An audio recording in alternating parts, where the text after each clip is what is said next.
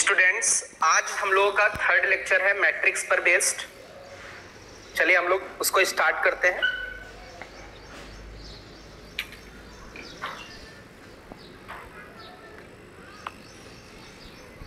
बहुत ध्यान से देखिएगा। फर्स्ट लेक्चर में हमने मैट्रिक्स की डेफिनेशन और उन पर बेस्ड कुछ क्वेश्चंस किए थे।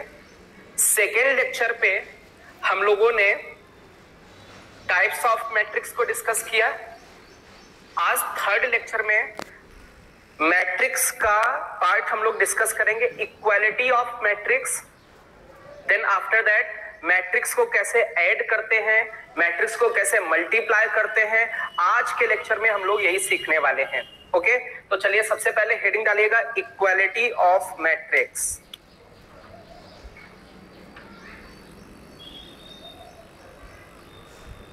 Equality of matrices.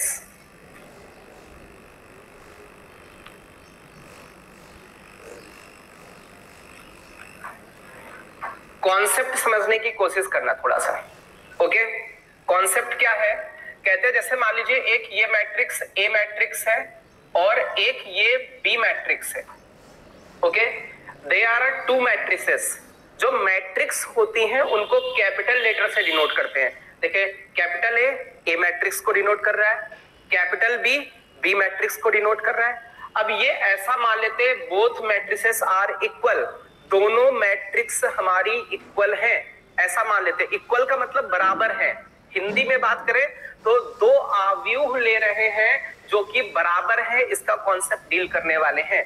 चलिए, अब इसमें सबसे पहले तो इसमें कुछ कंडीशन होती है कि ये कब इक्वल होंगे। तो सबसे पहली कंडीशन, फर्स्ट कंडीशन है ऑर्डर इक्वल। ऑर्डर इक्वल, सबसे पहली बात ए और बी दोनों के ऑर्डर इक्वल होने चाहिए। बोल दिया जाए कि ए का ऑर्डर m/n है तो बी का ऑर्डर भी m/n ही होना चाहिए। जितना ऑर्डर ए का उतना ही ऑर्डर बी का। m/n का मतलब है इसमें रोज m होंगी, कॉलम n होंगी। m/n यहां पर भी रोज m है, कॉलम n है। जैसे मान लीजिए इसमें 2/3 ऑर्डर है तो इसका भी ऑर्डर 2/3 होना चाहिए, तभी इक्वालिटी ऑफ मैट्रिक्स हम लोग डील कर सकते हैं। सेकेंड, ऑर्डर इक्वल होना चाहिए। सेकेंड पॉइंट है अपना, कहते हैं जो बोथ मैट्रिसेस, ये जो ए और बी हैं, ये तभी इक्वल होंगी जब करेस्पॉन्डिंग एलिमेंट्स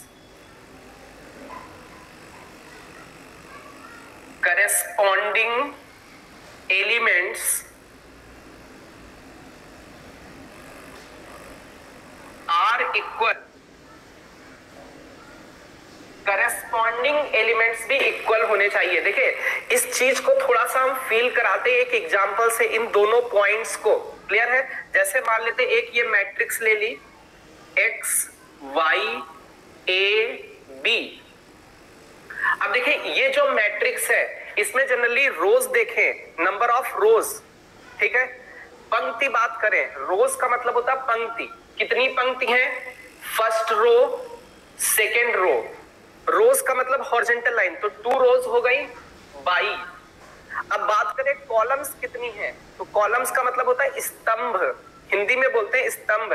तो वर्टिकल लाइंस 1 2, तो अपने पास 2 कॉलम है। ओके, तो 2 रोज हो गई और 2 कॉलम्स, 2 पंक्तियां और 2 स्तंभ। अब मान लेते हैं ये इक्वल है 2 3 4 5, इस मैट्रिक्स के इक्वल है। तो सबसे पहली बात, फर्स्ट कंडीशन, कि ये तभी इक्वल होंगे जब इनके ऑर्डर सेम हो। तो देखिए इसका ऑर्डर तो 2/2 था, या इसका ऑर्डर भी 2/2 है। तो चेक करते कितनी रोज है, 2 रोज है, मींस 2 हॉरिजॉन्टल लाइंस है, मींस 2 पंक्तियां हैं। कितने कॉलम्स हैं? 1 2 वर्टिकल लाइंस हैं, मींस 2 कॉलम्स हैं। कितने स्तंभ हो गए? 2 स्तंभ हो गए, मतलब 2 रोज 2 कॉलम्स। देखिए दोनों तरफ देखिए ऑर्डर इक्वल है। ऑर्डर इक्वल है तो फर्स्ट कंडीशन ऑर्डर इक्वल होना चाहिए। फर्स्ट कंडीशन समझ में आ गई होगी। चलिए सेकेंड कंडीशन पे आते हैं। कहते हैं करेस्पॉन्डिंग एलिमेंट्स। करेस्पॉन्डिंग एलिमेंट का मतलब पहले समझ लो आप बहुत अच्छे से इसकी फीलिंग। जैसे ये एलिमेंट है, तो ये जो एलिमेंट है इसकी पोजीशन क्या है? देखिए ये एलिमेंट फर्स्ट रो में है, फर्स्ट कॉलम में है, तो इसका करेस्पॉन्डिंग एलिमेंट इधर ढूंढो। इधर जो element first row first column में होगा वही उसका करेस्पॉन्डिंग। तो देखो ये इसका, इस वाले एलिमेंट का ये करेस्पॉन्डिंग एलिमेंट है। क्यों? क्योंकि ये भी फर्स्ट रो फर्स्ट कॉलम में है। ओके, तो कहते हैं जो करेस्पॉन्डिंग एलिमेंट्स होते हैं वो इक्वल होते हैं। ठीक है, तो यहां पर x की वैल्यू और 2 ये इक्वल होने चाहिए। y का corresponding element first row second column, first row second column ये होगा, तो y का करेस्पॉन्डिंग एलिमेंट 3 हो गया। चलिए a का करेस्पॉन्डिंग एलिमेंट, आई थिंक अब तो आप लोग समझदार हो, इतना तो दिमाग होगा, तो a का करेस्पॉन्डिंग एलिमेंट क्या होगा? 4। b का करेस्पॉन्डिंग एलिमेंट क्या होगा?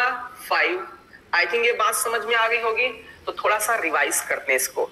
एडिशन, सॉरी, हमें मैट्रिक्स को देखना था कि वो इक्वल कब है। तो कब इक्वल होंगे? जब उनके ऑर्डर इक्वल हो और क्या हो, करेस्पॉन्डिंग एलिमेंट्स हमारे इक्वल होने चाहिए। तो चलिए फटाफट इसको फास्ट आप लिख लीजिए और जल्दी सेशन में देखिए क्या है, बहुत ध्यान से देखिएगा। Matrix A minus B, 2A minus B, 2A plus C,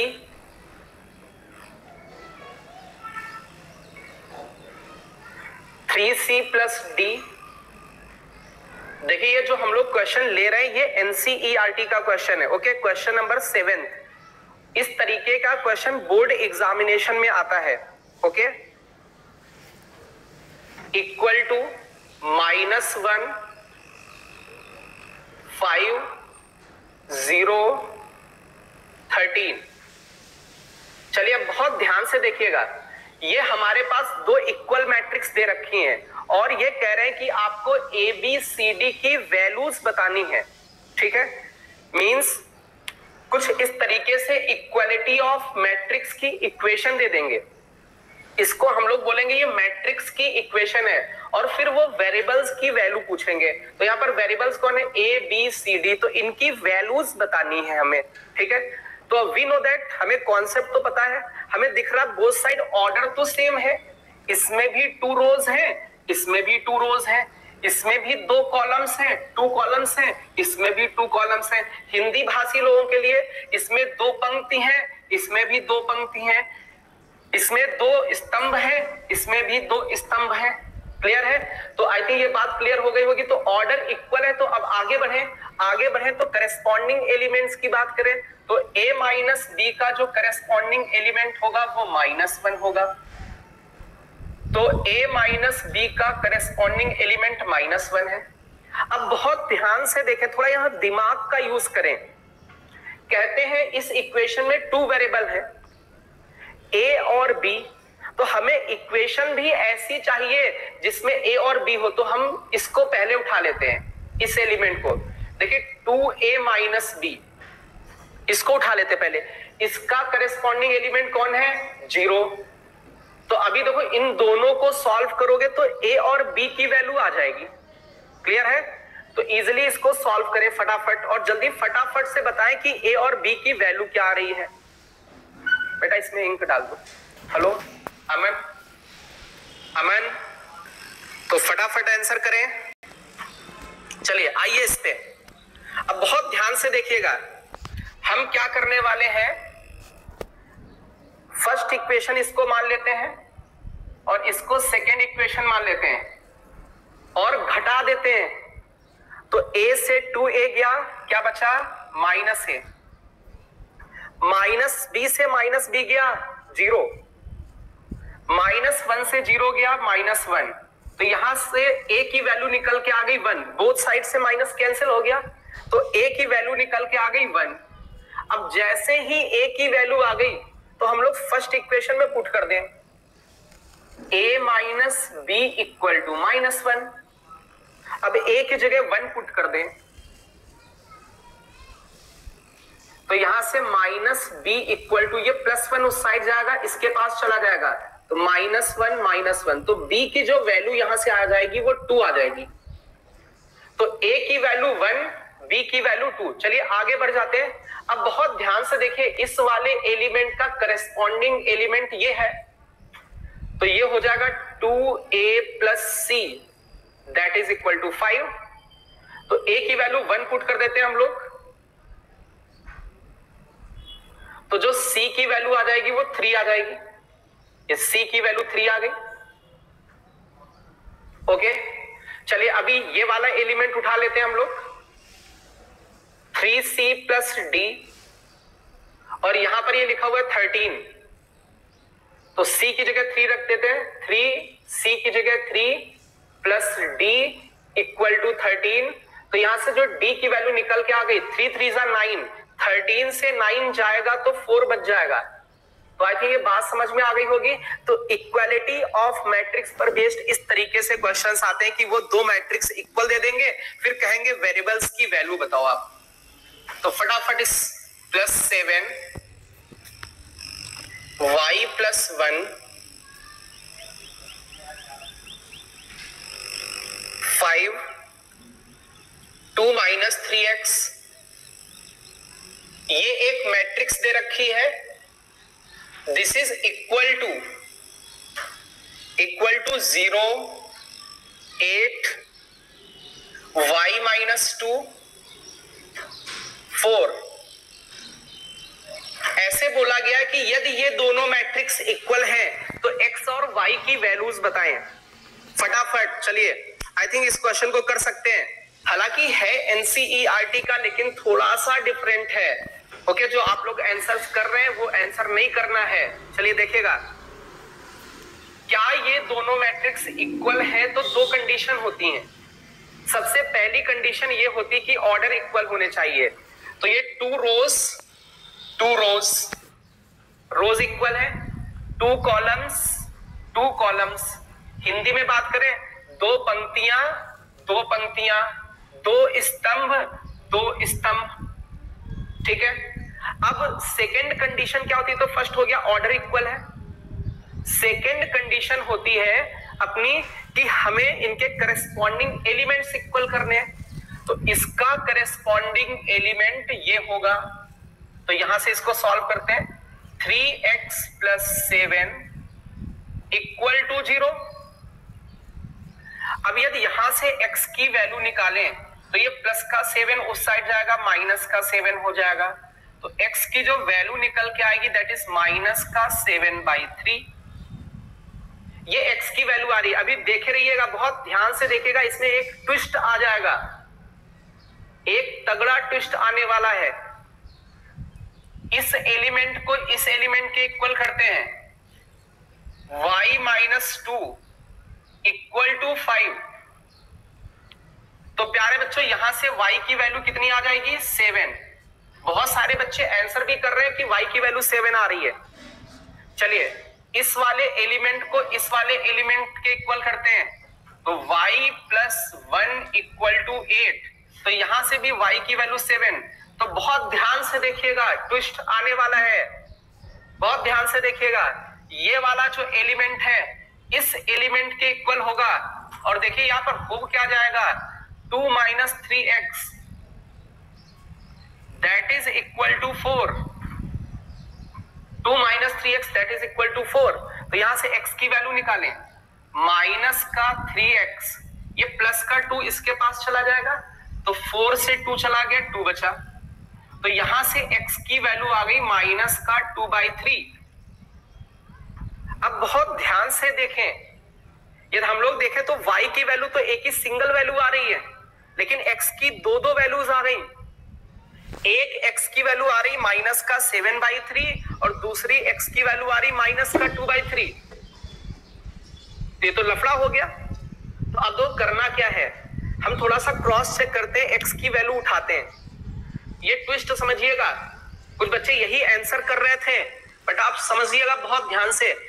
x की वैल्यू -7/3 उठाइए, यदि x की वैल्यू -7/3 लेते हैं तो इन मैट्रिक्स को ये सेटिस्फाई करना चाहिए, क्योंकि ये भाई ये वैल्यू निकल के आई है तो इन मैट्रिक्स से ही तो निकल के आई है, तो इसकी इक्वेशन को सेटिस्फाई करनी चाहिए। तो हमने उठाया -7/3 यहां पे रख देते हैं x की जगह, 3 इंटू x की जगह -7/3 + 7, तो ये कितना बचा 0, ये तो 0 दे रहा है। लेकिन जैसे यहां पर रखोगे x की जगह -7/3 तो दो, ये कितना बचेगा 2 - 3, और x की जगह -7/3 तो माइनस माइनस तो प्लस हो जाएगा, 3 से 3 कैंसिल हो जाएगा, तो ये 4 नहीं बचेगा।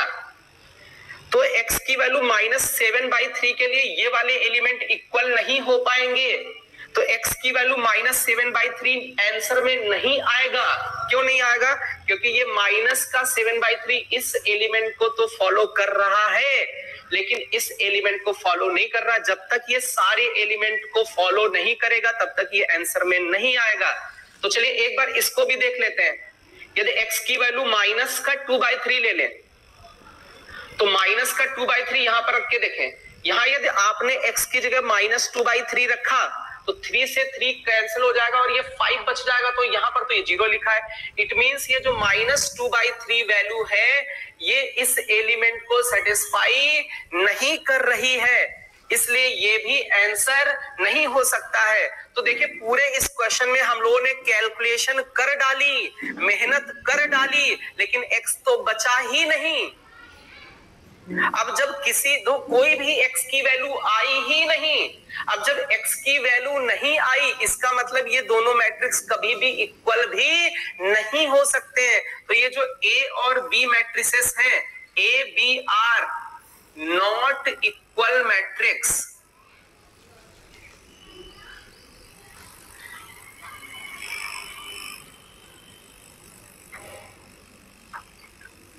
ये मैट्रिसेस इक्वल नहीं होंगी for any value of x, x की किसी भी वैल्यू के लिए इक्वल नहीं होंगी। जबकि y सेटिस्फाई कर रहा तो y बेचारा अकेला सेटिस्फाई करेगा तो क्या लेना देना। वैसे y को हम लोग देखें तो y की वैल्यू 7 यहां रखे तो ये 8 बना रहा है, ठीक बढ़िया बात। यहां पर y की वैल्यू 7 रखे तो 5 बना रहा है, तो y सेटिस्फाई कर रहा, चलो ठीक है कोई दिक्कत नहीं। x भी तो करना चाहिए, जब दोनों x y दोनों करेंगे तभी तो बच्चा आंसर आएगा। क्लियर है? तो यहां पर y कर रहा था, x नहीं कर रहा था। जब तक दोनों वैल्यूज नहीं आएंगी तब तक हम ये बोलेंगे कि ये मैट्रिसेस इक्वल नहीं है। इसलिए अपना जो आंसर होगा, ये ऑब्जेक्टिव क्वेश्चन है एनसीईआरटी में, तो वहां पर एक ऑप्शन है, तो वहां पर ये लिखना है, ऑप्शन टिक करना है कि जो x की वैल्यू है वो नॉट डिफाइंड है, वो डिफाइंड नहीं है, ये ऑप्शन टिक करना है। बट हमने यहाँ पर लिख रखा कि A और B इक्वल मैट्रिसेस इक्वल नहीं होंगी, बट आपको ऑप्शन टिक क्या करना है कि value of x is not defined, x की वैल्यू डिफाइंड नहीं होगी। तो I think equality of matrix आपको समझ में आया होगा। क्या प्रोसेस है? Order equal, corresponding elements equal. तो हमने 2 एग्जांपल्स लिए, 2 एग्जांपल लिए, एक में तो वैल्यूज निकली और एक ऐसा एग्जांपल जिसमें वैल्यूज नहीं निकली। तो ये प्रोसेस कब आया? हमें जो भी आंसर आए ये याद रखना, ये नहीं कि जल्दबाजी में उसी को आंसर मान लो। जो भी आंसर आ रहा है वो आप चेक कर ले इनमें पुट करके कि ये दोनों को सेटिस्फाई कर रहा है कि नहीं कर रहा है। यदि नहीं कर रहा तो उसको नेग्लेक्ट कर दें। कभी कभी बेटा क्या होता है, ऐसा होता है कि यहां पर क्वाड्रेटिक लिख देते। अब यदि क्वाड्रेटिक लिख देते तो x की 2 वैल्यूज आ जाती। ओके, तो x की कितनी वैल्यूज आ जाती? 2 वैल्यूज आ जाती। अब यहां से 2 और पता चला यहां से 1, तो उन दोनों में शायद एक वैल्यू ऐसी होती जो दोनों को फॉलो कर जाती और एक नहीं करती, तो जो फॉलो करती उसी को हम लोग आंसर ले लेते। ठीक है, तो वो वैल्यूज ही लेनी जो सबको सेटिस्फाई करे। क्लियर है? तो आई थिंक बात समझ में आ गई होगी। तो अभी हम लोगों ने ये कॉन्सेप्ट देखा है इक्वालिटी ऑफ मैट्रिक्स। तो अभी वो जो बढ़िया क्वेश्चन है जिस पर बेस्ड आईआईटी जेईई में क्वेश्चन आया बट एनसीईआरटी का क्वेश्चन, उसको हम लोग देख लेते हैं। देखिएगा, इसमें लिखा है how many matrices are possible. NCERT में है ये question, how many matrices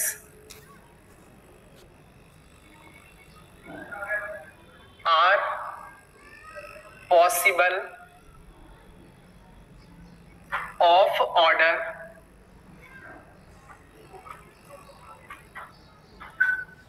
3/3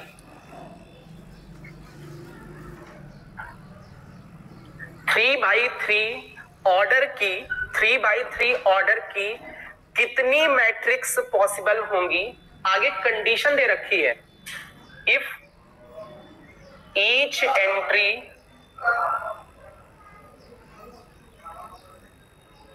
is 0 और 1, यदि ईच एंट्री या तो 0 है या तो 1 है। तो बहुत ध्यान से देखिएगा, ये थोड़ा सा आपका ये जो क्वेश्चन है ये क्लास 11th पर बेस्ड है। इसके लिए थोड़ा सा आपको क्लास 11th का कॉन्सेप्ट आना चाहिए। तो अब इसमें आप लोग बहुत सारे ऐसे बच्चे हो सकते हैं शायद उन्होंने क्लास 11th को अच्छे से प्रिपेयर नहीं किया है, तो हम आपको इस तरीके से समझाते, थोड़ा सा क्लास 11th से उठाते हैं कॉन्सेप्ट। क्लास 11th का कॉन्सेप्ट उठाते हुए फिर इस क्वेश्चन को सॉल्व करते हैं, जिससे कि जितने भी बच्चे हैं XYZ 100% स्टूडेंट्स को समझ में आए, ऐसा कोई बच्चा ना हो जिसका टाइम लॉस हो जाए। ठीक है, तो हम बिल्कुल बेसिक से फंडामेंटल से इसका सॉल्यूशन क्लास 11 से उठाते हैं। देखिएगा बहुत ध्यान से, जैसे कि एक कॉन्सेप्ट सीखना, इस कॉन्सेप्ट का नाम है fundamental principle of multiplication. Let us consider, मान लीजिए मैं दिल्ली में रहता हूं, ऐसा मान लेता हूं कि मैं दिल्ली में रहता हूं, ठीक है, और मुझे मुंबई जाना है। बहुत ध्यान से देखना, मुझे दिल्ली से कहां जाना है? मुंबई जाना है। ठीक है, अब बीच में एक कोई सिटी पड़ रही है, कोई भी सिटी पड़ गई, मान लीजिए हमें लखनऊ पड़ गया बीच में। ये लखनऊ यूपी की कैपिटल है, यूपी की राजधानी है। तो मुझे दिल्ली से बॉम्बे जाना है और बीच में एक शहर लखनऊ पड़ रहा है, लखनऊ होते हुए जाना है। अब बहुत ध्यान से देखना, दिल्ली से लखनऊ जाने के 2 रास्ते हैं, ऐसा दे रखा है। दिल्ली से लखनऊ जाने के 2 रास्ते हैं और लखनऊ से बॉम्बे जाने के 3 रास्ते हैं। ओके, तो एक क्वेश्चन अपने पास बन के आ गया कि दिल्ली से मुंबई जाने के कितने रास्ते होंगे यदि वो पर्सन लखनऊ होते हुए मुंबई पहुंचे। अब समझना, बहुत ध्यान से मेरी बात समझने की कोशिश करना। कुछ बच्चे क्या करेंगे, कुछ बच्चे ऐसे काउंटिंग कर लेंगे, फर्स्ट रास्ता फर्स्ट वे, ये सेकंड दूसरा रास्ता सेकंड वे, ये तीसरा रास्ता थर्ड वे, चौथा रास्ता फोर्थ वे, पांचवा रास्ता फिफ्थ वे, छठा रास्ता sixth way.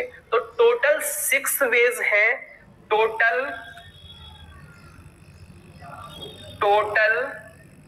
6 veg.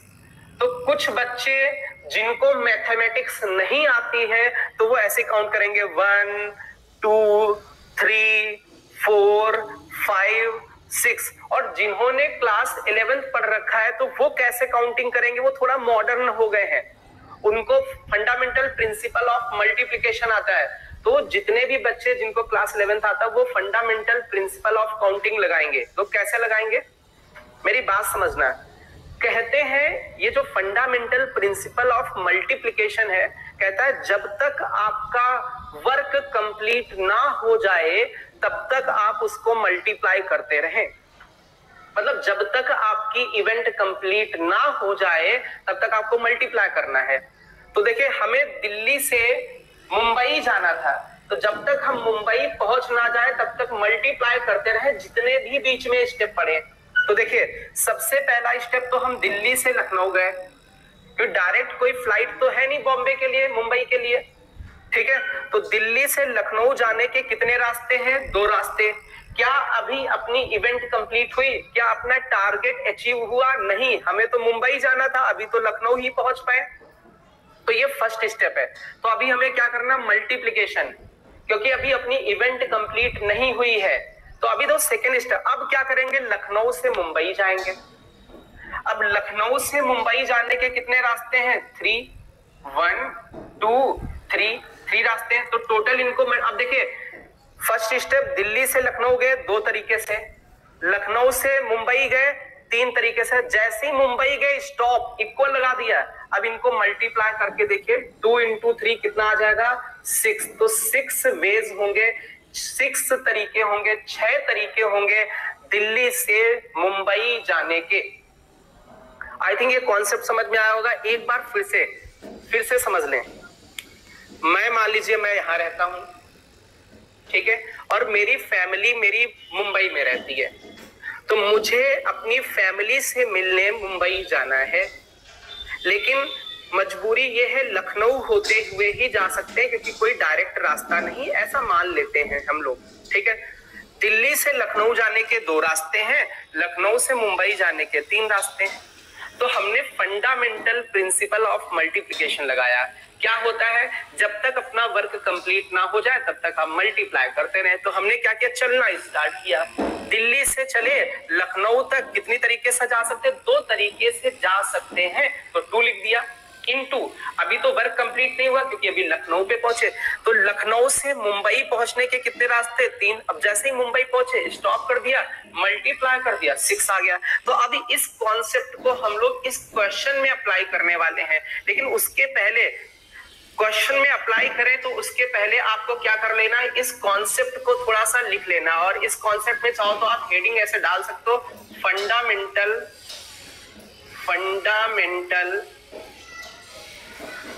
Principle of counting.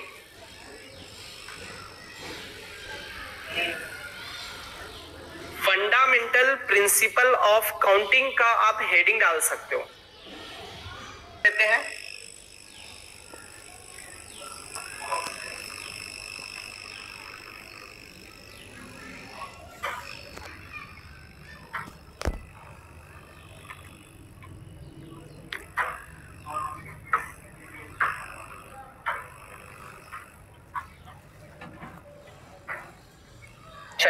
देखिएगा बहुत ध्यान से। देखिए कह रहे कि how many matrices are possible. पूछा गया कि कितनी मैट्रिक्स होंगी ऑफ ऑर्डर 3/3। 3/3 की कितनी पॉसिबल मैट्रिक्स होंगी। तो सबसे पहले तो हम 3/3 ऑर्डर की मैट्रिक्स बना लेते हैं।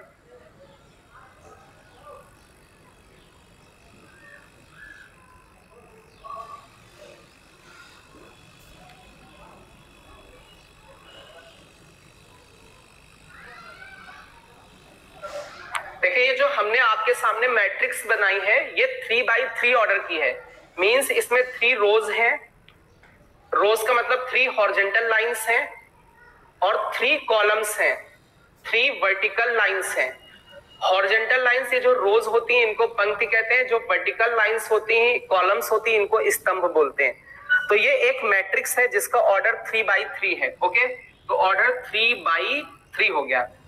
अब ये 3/3 ऑर्डर की कितनी मैट्रिक्स बनेंगी, आगे कंडीशन क्या है, इफ ईच एंट्री इज 0 और 1। इसका मतलब समझे, ईच एंट्री 0 और 1 का मतलब है जैसे ये एलिमेंट है यहां पे रखना है, यहां या तो 0 आएगा यहां या तो 1, इसके अलावा कुछ भी नहीं पुट कर सकते हो। जैसे इस प्लेस पे फिल करना है या तो 0 या तो 1, इस प्लेस पे फिल करना है या तो 0 या तो 1, इनके अलावा कुछ फिल नहीं कर सकते हो। क्लियर है। तो अब बहुत ध्यान से देखें, जैसे मान लीजिए हम इस प्लेस को फिल करना चाहते हैं, तो इस प्लेस को फिल करने के कितने वेज हैं ये देख लेते हैं। तो इस प्लेस पे या तो 0 फिल करोगे या तो 1। तो ये जो A11 प्लेस है इसको फिल करने के कितने वेज हैं, 2 वेज हैं, या तो 0 या तो 1। अब आगे बढ़े, देखिए हमारी जब तक ये मैट्रिक्स पूरी बन ना जाए तब तक हमें मल्टीप्लाई करते रहना है। जब तक अपना वर्क कंप्लीट ना हो जाए तब तक मल्टीप्लाई करते रहना है। तो सेकंड एलिमेंट फिल करते हैं, इसको कितनी वेज से, या तो 0 फिल करेंगे या तो यहां पर 1 फिल करेंगे, तो इसको भी फिल करने के 2 वेज। चलिए इस पोजीशन को भी फिल करने के 2 वेज, इस पोजीशन को भी फिल करने के 2 वेज, इस पोजीशन को भी फिल करने के 2 वेज, इस पोजीशन को भी फिल करने के 2 वेज, इस पोजीशन को भी फिल करने के 2 वेज, इस पोजीशन को भी फिल करने के 2 वेज, इस पोजीशन के भी फिल करने के 2 वेज। अब देखिए सारी पोजीशंस फिल हो गई, अपनी मैट्रिक्स बन गई, तो अपनी अब इवेंट कंप्लीट हो गई, तो अभी स्टॉप कर दिया। अब इसको मल्टीप्लाई करें तो 2 कितनी बार आया, 1 2 3 4 5 6 7 8 9, तो 2 9 टाइम्स आया, मींस 2 की पावर 9, और 2 की पावर 9 की जो वैल्यू होती है 512, तो ऐसी 512 मैट्रिसेस होंगी।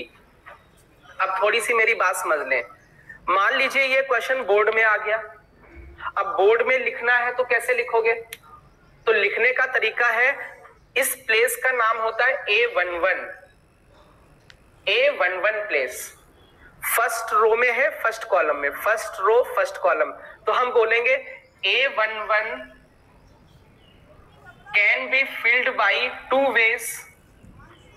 सिमिलरली इस प्लेस का नाम दे, तो इस प्लेस का नाम है A12, देखिए फर्स्ट रो सेकेंड कॉलम, तो हम बोलेंगे A12 can be filled by 2 ways, A12 को भी 2 वेज से फिल कर सकते हैं।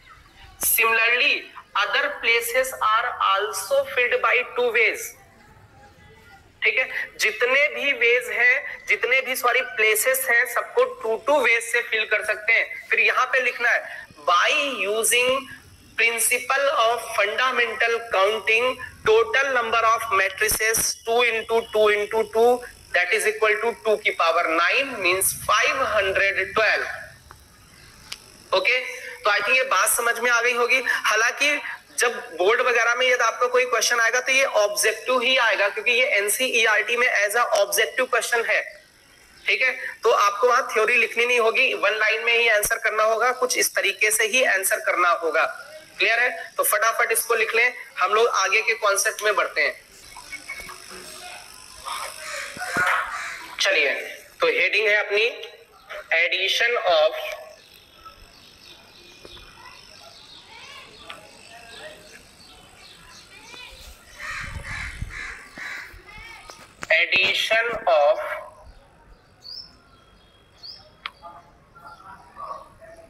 मैट्रिसेस।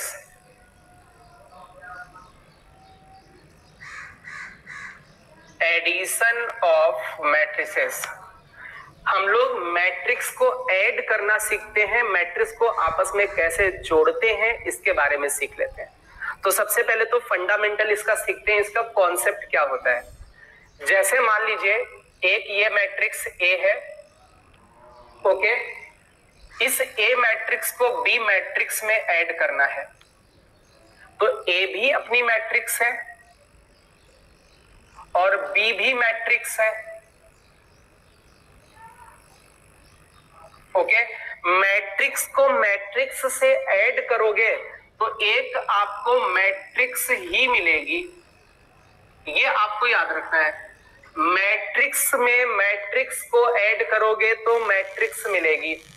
आई थिंक ये बात क्लियर हो गई होगी।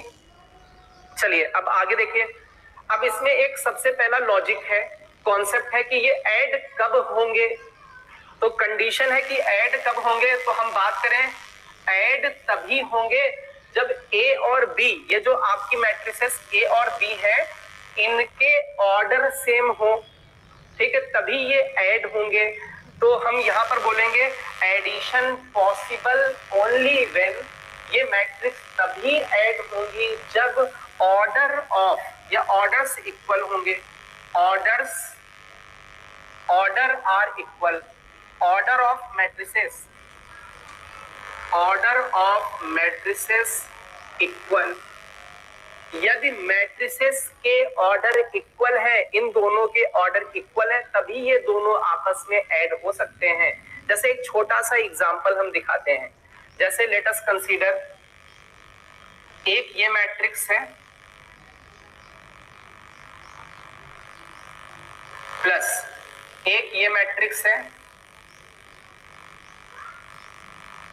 अब बहुत ध्यान से देखें, इसका ऑर्डर लिखें तो इसमें 2 रोज हैं और 2 कॉलम्स हैं। इसका ऑर्डर लिखें 2 रोज हैं और 2 कॉलम्स हैं। तो तो इनके ऑर्डर इक्वल है, इसलिए ऑर्डर इक्वल है यदि मैट्रिसेस के तो इनको हम ऐड कर सकते हैं। अब ऐड करते कैसे हैं वो चीज सीख लेते हैं।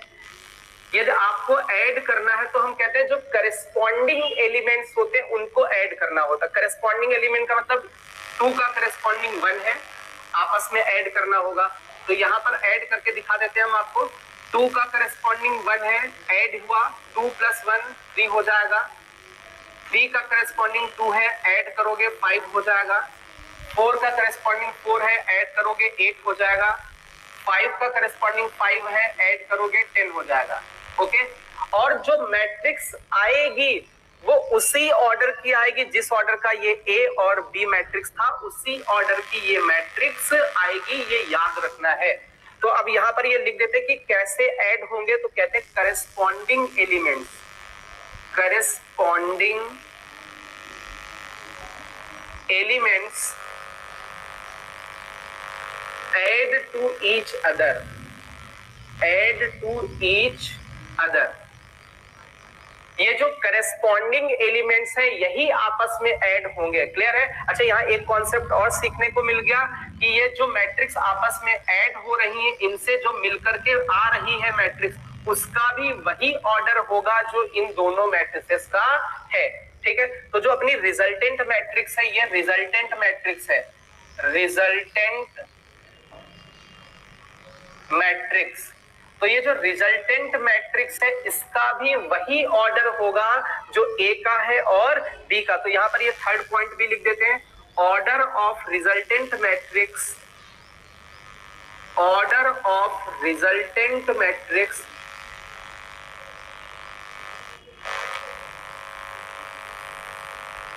Same as order of A and B matrix. तो चलिए फटाफट इसको लिख ले और फिर इनके हम लोग कुछ क्वेश्चंस करते हैं। बढ़िया बढ़िया से क्वेश्चंस हम लोग पिक कर। एक आपको मैट्रिक्स की इक्वेशन दे रखी, वो इक्वेशन क्या है देखिएगा, 2 times X Y Z T plus 3 times 1 0 minus 1 2 equal to 3 times 3 4 5 6। Okay, अब यहां पर यह बोला गया है कि ये जो एक्स वाई जेड टी है इनकी वैल्यूज बतानी है। क्लियर है? तो अब बहुत ध्यान से देखो बेटा, यहां पर ये दिख रहा है कि हमें इन मैट्रिसेस को ऐड करना होगा, फिर इक्वालिटी ऑफ मैट्रिक्स का कॉन्सेप्ट अप्लाई करना होगा, तब जाकर के हम लोग एक्स वाई जेड टी की वैल्यूज निकाल पाएंगे। तो चलिए सबसे पहले तो हम लोग यहां पर एक चीज और सीख लेते हैं। यहां पर देखिए ये 2 कैसा नंबर है, स्केलर है, और इस स्केलर को हमें मैट्रिक्स में मल्टीप्लाई करना है। तो यहां पर हम लोग ये सीख लेते हैं कि किसी स्केलर को मैट्रिक्स में कैसे मल्टीप्लाई करते हैं। कहते हैं कि कभी भी आप स्केलर को मैट्रिक्स में यदि मल्टीप्लाई कर रहे हैं तो आप सारे एलिमेंट में मल्टीप्लाई करें। इसका मतलब ये इस 2 का सभी एलिमेंट में मल्टीप्लिकेशन होने वाला है। तो कर देते हैं, 2 का x में करोगे तो 2x, 2 का z में करोगे तो 2z, 2 का y में करोगे तो 2y, 2 का t में करोगे तो 2t। चलिए आगे करें, इसमें 3 को सभी में मल्टीप्लाई करें, 3 into 1 3, 3 into -1 -3, 3 into 0 0, 3 into 2 6 equal to, चलिए आगे मल्टीप्लाई करते हैं, 3 का इसमें करते हैं, 3 3 जा 9, 3 into 5 15, 3 into 4 12, 3 into 6 18। I think clear हो गया होगा। अब देखिए बच्चा, यहां पर इस मैट्रिक्स को इस मैट्रिक्स से ऐड करना है तो ऐड हो जाएंगे इजिली। क्यों हो जाएंगे? क्योंकि इनका ऑर्डर इक्वल है। ऐड कर लेते हैं। 2x का करस्पॉन्डिंग एलिमेंट 3, 2z का करस्पॉन्डिंग एलिमेंट -3, 2y का करस्पॉन्डिंग एलिमेंट 0, 2t का करस्पॉन्डिंग एलिमेंट 6, ये आपस में ऐड हो जाएंगे।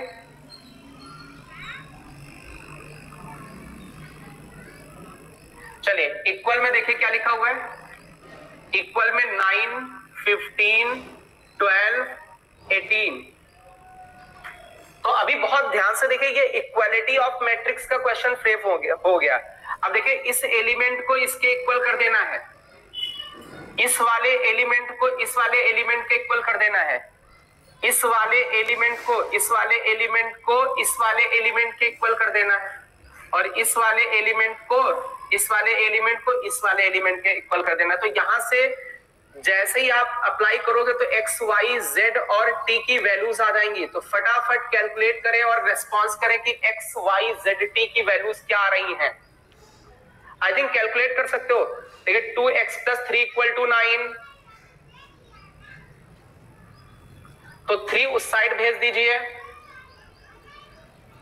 2 को उस साइड डिवाइड कर दीजिए, तो x की वैल्यू कितनी आ गई? 3 आ गई। ऐसे और सारी वैल्यूज कर लीजिए। इसको इसके बराबर, इसको इसके बराबर करें, इसको इसके बराबर करें। फटाफट आंसर करें, फटाफट रेस्पॉन्स करें, फटाफट रेस्पॉन्स करें बच्चा लोग। ये आंसर आ रहा है x की वैल्यू 3, z की वैल्यू 9, y की वैल्यू 6 दे रहे हैं विपिन, और t की वैल्यू भी 6 आ रही है विपिन की और अंकिता की। चलिए और बच्चे रेस्पॉन्स करें फटाफट, फटाफट और भी बच्चे रेस्पॉन्स करें। 2x + 3y = 2, 3, 4, 0,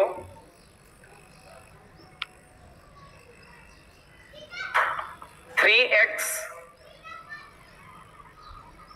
+ 2y = 2, -1, -2, 5। चलिए अब बहुत ध्यान से देखिए इस क्वेश्चन में है क्या। ये आपके पास दो इक्वेशन दे रखी हैं, ये फर्स्ट इक्वेशन है और ये सेकंड इक्वेशन है। अब इन्होंने कहा है इन इक्वेशंस को सॉल्व करके इस x मैट्रिक्स की वैल्यू बतानी है और ये y मैट्रिक्स को बताना है। आपको x मैट्रिक्स निकालनी है और y मैट्रिक्स निकालनी है कि ये मैट्रिक्स क्या होंगी। तो यार बच्चे, जब आप लोग छोटे थे तो आप लोगों ने ये चुटकुले किए थे, कुछ इस तरीके से इक्वेशन लिखी होती थी, 2x + 3y = 1 और 3x + 2y = 4। और आप लोग क्या करते थे, कोफिशिएंट इक्वल बना लेते थे, फिर वो आपस में घटा देते थे, सब्ट्रैक्ट कर देते थे और इजीली कैलकुलेट कर देते थे। तो वही से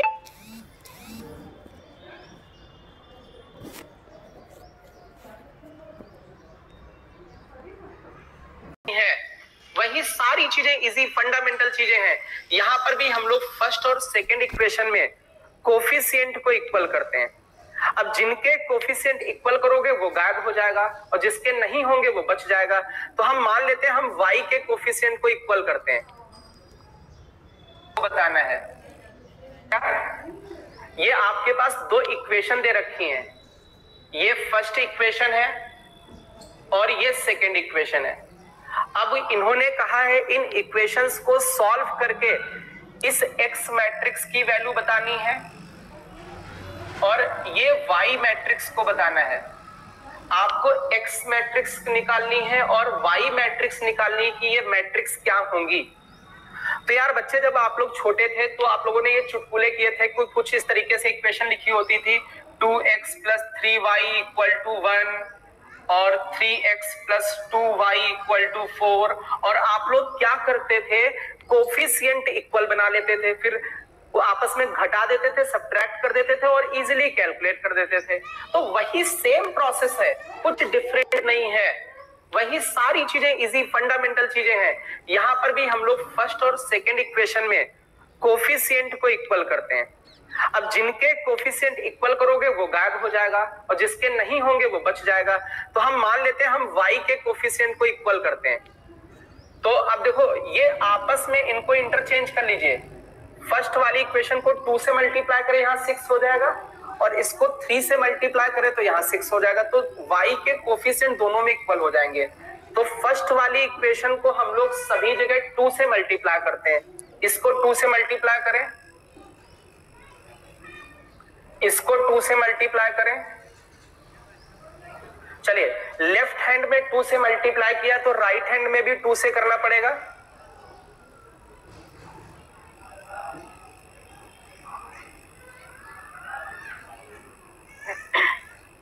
तो अभी देखिए फर्स्ट वाली इक्वेशन में सभी जगह 2 से मल्टीप्लाई कर दिया। अब सेकेंड वाली इक्वेशन में 3 से मल्टीप्लाई करें। 3 3 जा 9, 3 इंटू 2 6, 3 इंटू 2 6, ये -6 हो जाएगा, ये -3 हो जाएगा, ये 15 हो जाएगा। अब बहुत ध्यान से देखिए, अपने पास दो नई इक्वेशन बन गई, ये थर्ड इक्वेशन और ये फोर्थ इक्वेशन। अब हम लोग क्या करें, थर्ड इक्वेशन से फोर्थ वाली इक्वेशन को घटा दें।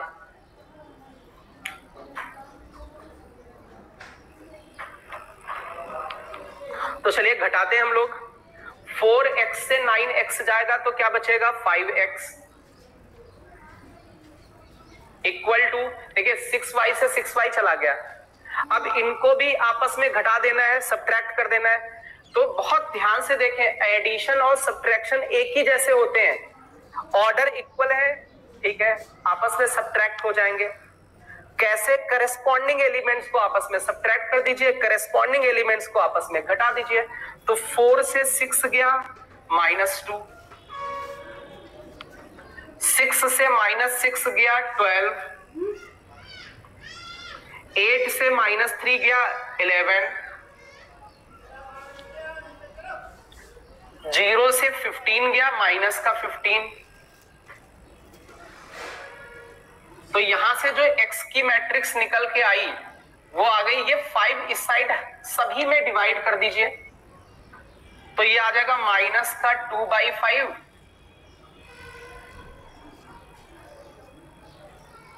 12/5, 11/5, -15/5 का मतलब -3।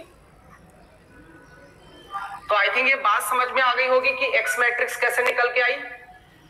तो चलिए अभी हम लोग y मैट्रिक्स निकाल लेते हैं। अब तो y निकालने के लिए क्या करना है, आप या तो इसमें पुट कर दीजिए x, किसी में भी पुट कर दीजिए, या फिर आप उल्टा प्रोसेस ले लें। आप क्या करें, y की वैल्यू निकालनी तो x के कोफिशिएंट इक्वल बना लें तो y मैट्रिक्स निकल के आ जाएगी। तो चलिए फटाफट कैलकुलेट करें कि y मैट्रिक्स के ये चारों एलिमेंट क्या निकल के आ रहे हैं। आपको ये चारों एलिमेंट बताने हैं।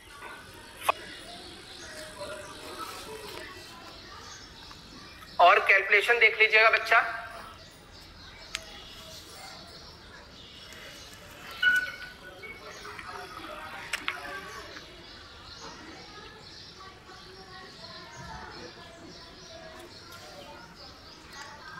फटाफट बेटा कैलकुलेट करें।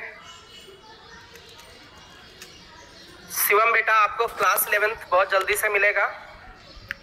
हाँ बेटा, नितेश का आंसर करेक्ट है, 13/5 होगा यहाँ पर कैलकुलेशन। ये 13/5 आ रही है बेटा, आप इसको कैलकुलेट करके देखें। मींस 13/5 इसको सेटिस्फाई कर रहा है। ये आपका दे रहा है 3। हमने क्रॉस चेक किया है कि कौन सा करेक्ट है। चलिए अब हम लोग आगे बढ़ते हैं। तो अभी देखो ये जो अपना क्वेश्चन अपने चल रहे थे ये एडिशन पर थे, आपस में इनको ऐड करना था या घटा देना था। अभी हम लोग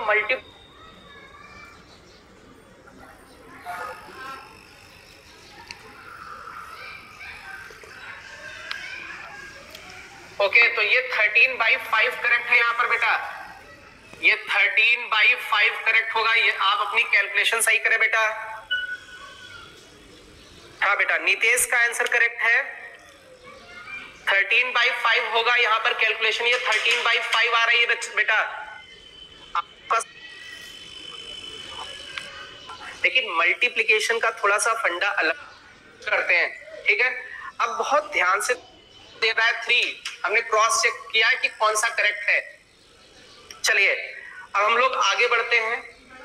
तो अभी देखो, ये जो अपना क्वेश्चन अपने चल रहे थे, ये एडिशन पर थे, आपस में इनको ऐड करना था या घटा देना था। अभी हम लोग मल्टीप्लिकेशन पर स्विच करते हैं, ठीक है।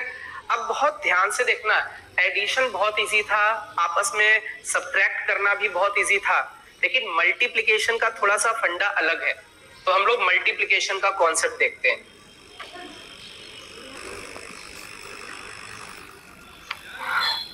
चलिए हेडिंग डालिएगा, मल्टीप्लिकेशन ऑफ मैट्रिक्स।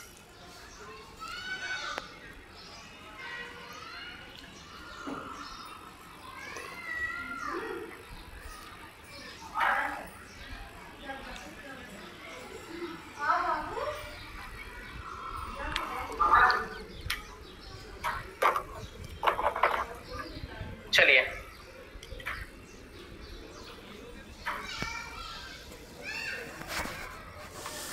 अब बहुत ध्यान से समझने की कोशिश करें। देखिए सबसे पहले तो कॉन्सेप्ट सीखे, जैसे हम लोगों ने एडिशन में कॉन्सेप्ट सीखा था, बिल्कुल वैसे ही मल्टीप्लिकेशन में भी कॉन्सेप्ट है कि मल्टीप्लिकेशन एग्जिस्ट कब करता है। पहली बात, मल्टीप्लिकेशन एग्जिस्ट कब करता है। दूसरी बात, मल्टीप्लाई कैसे करते हैं। तो दोनों बातें आनी चाहिए। तो सबसे पहले मल्टीप्लिकेशन एग्जिस्ट कब करता है इसकी बात करते हैं। जैसे मान लीजिए ये ए मैट्रिक्स है और ये बी मैट्रिक्स है। अब अपने पास दो मैट्रिसेस हैं, इन दोनों को आपस में मल्टीप्लाई करना है। तो कहते हैं मैट्रिक्स को मैट्रिक्स से मल्टीप्लाई करोगे तो मैट्रिक्स ही मिलेगा। तो ये मैट्रिक्स मिल गया, एक सी मैट्रिक्स मिल गई। ए मैट्रिक्स को बी मैट्रिक्स से मल्टीप्लाई किया, सी मैट्रिक्स मिल गई। अब देखिए इसमें ये कहते हैं, ये ए मैट्रिक्स है, इसका नाम होता है pre matrix, PRE, pre matrix.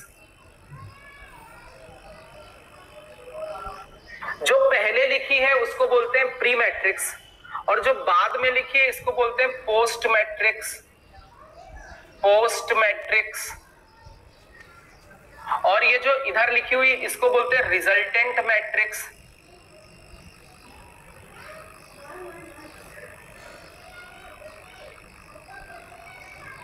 बहुत ध्यान से देखें, जो पहले लिखी उसको बोलते हैं प्री मैट्रिक्स, जो बाद में लिखी वो पोस्ट मैट्रिक्स, और ये रिजल्टेंट मैट्रिक्स। हिंदी में बोलेंगे पहले वाली मैट्रिक्स, ये बाद वाली, और ये आंसर वाली मैट्रिक्स। क्लियर है। अब बहुत ध्यान से देखिए, ये जो प्री मैट्रिक्स है इसका कुछ ऑर्डर होगा। इसका ऑर्डर मान लेते हैं m/n।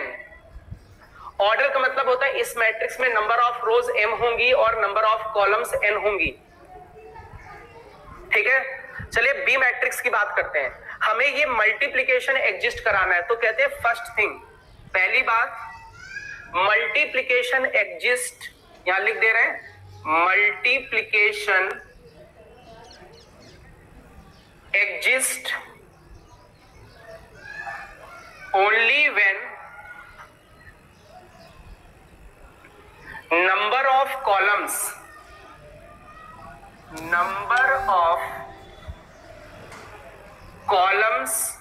of pre-matrix equal to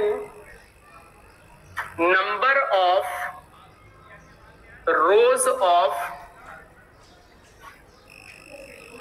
post matrix. कहते हैं कि मल्टीप्लिकेशन तभी एग्जिस्ट करेगा जब number of columns of pre matrix के number of columns equal to number of rows of pre matrix में नंबर ऑफ रोज के बराबर होने चाहिए। जैसे थोड़ी बात समझना मेरी बात, यहां पर एक हम थोड़ा सा यहां पर मल्टीप्लिकेशन भी दिखा देंगे, 2 3 1 2। 1 2 2 4। अब बहुत ध्यान से देखें, ये मल्टीप्लिकेशन तभी एग्जिस्ट करेगा जब ये जो प्री मैट्रिक्स है इसमें नंबर ऑफ कॉलम्स कितने हैं? Number of columns 1 2 number of columns हैं, और पोस्ट मैट्रिक्स में नंबर ऑफ रोज काउंट करें, हॉरिजॉन्टल लाइन 1 2 हॉरिजॉन्टल लाइंस हैं। तो प्री मैट्रिक्स में number of columns, post matrix में नंबर ऑफ रोज यदि इक्वल है, इसमें पहले वाले में नंबर ऑफ कॉलम्स देखने हैं, दूसरे वाले में नंबर ऑफ रोज इक्वल है, इट मींस मल्टीप्लिकेशन एग्जिस्ट करेगा, मल्टीप्लिकेशन एग्जिस्ट कर जाएगा। तो अब बहुत ध्यान से देखिए, ए में कितने कॉलम्स हैं? n, तो बी में भी n रोज लेनी पड़ेंगी। बहुत ध्यान से देखिए, जितने इसमें कॉलम हैं उतनी इसमें रोज बना दी और इसका ऑर्डर ले लिया n/p। तो इसमें ए में रोज कितनी? m, कॉलम कितनी? n, तो इसमें रोज n ले ली, कॉलम कितनी भी हो उससे मैटर नहीं करता है। अभी जो सी का ऑर्डर आएगा, देखिए ये n से n उड़ा देते हैं, ये बचता है m/p। एक बार फिर से देखें, कहते हैं ये मल्टीप्लिकेशन तभी एग्जिस्ट करेगा जब ये दोनों नंबर्स इक्वल हो, मतलब इसके कॉलम्स इसके नंबर ऑफ रोज इक्वल होंगे और इन्हीं को छुपा दो तो ये जो बचता है m/p ये उसका ऑर्डर हो जाता है। अब देखिए बच्चा बहुत ध्यान से, जैसे यहां पर थोड़ा समझाते हैं इसको, जैसे इसका ऑर्डर है 2/2, इसका भी ऑर्डर है 2/2। अब देखिए ये दोनों इक्वल है, इसमें number of columns number of rose equal है, तो इनको छुपा दीजिए तो बचा ये 2/2। तो जो आंसर आएगा वो 2/2 ऑर्डर का आएगा, 2/2 ऑर्डर, ये वाला और ये वाला 2/2 ऑर्डर की मैट्रिक्स आनी चाहिए। अब इसमें भी देखें, अब जैसे एडिशन कैसे करते थे, करेस्पॉन्डिंग एलिमेंट्स को ऐड कर देते थे, लेकिन इसमें ऐसा नहीं करना है, इसमें करेस्पॉन्डिंग एलिमेंट्स को मल्टीप्लाई नहीं करना है। इसमें क्या करते हैं, बहुत ध्यान से देखिएगा, इसमें कहते हैं कि रो को कॉलम में मल्टीप्लाई करें। वे ऑफ मल्टीप्लिकेशन में यहां लिख दे रहा हूं, वे ऑफ मल्टीप्लिकेशन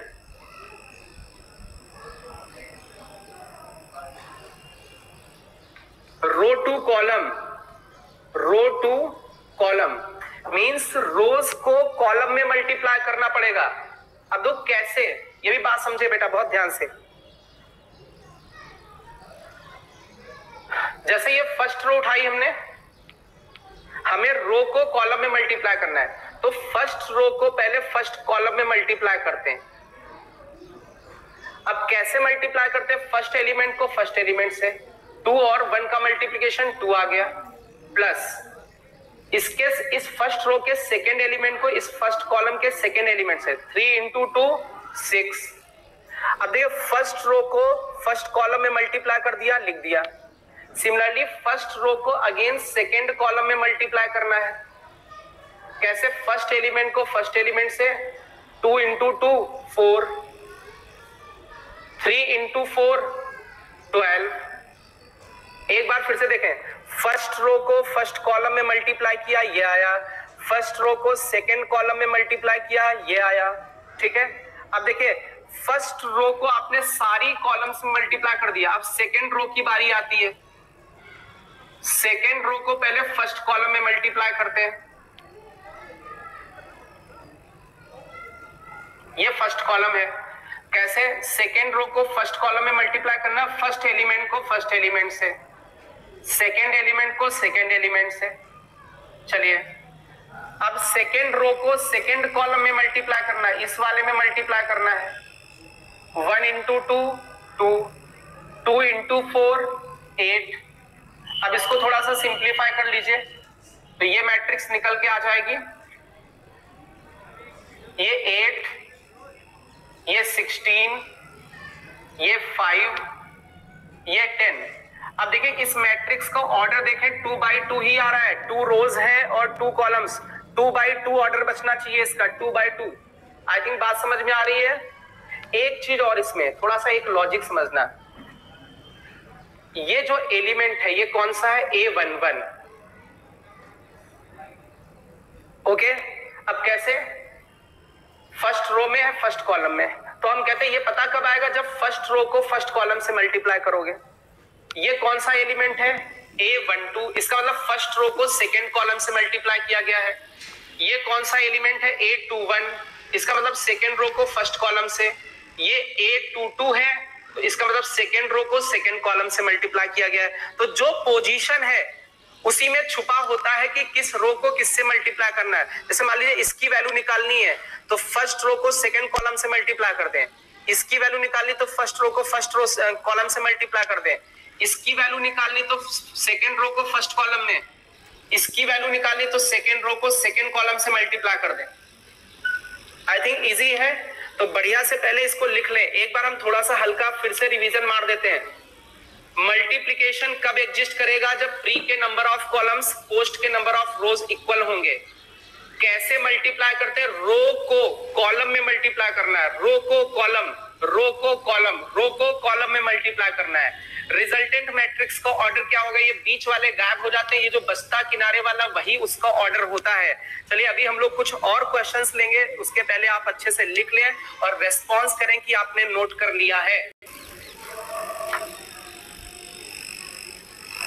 चलिए थोड़ा सा मेरा कॉन्सेप्ट देखिएगा। जैसे हमने अभी मल्टीप्लाई किया था इस मैट्रिक्स को, ये पहली मैट्रिक्स थी 2 3 1 2, 2 3 1 2, इसको मल्टीप्लाई किया था हम लोगों ने 1 2 2 4 से, 1 2 2 4 से, और हम लोगों को रिजल्ट मिला था 8 16 5 10, 8 16 5 10।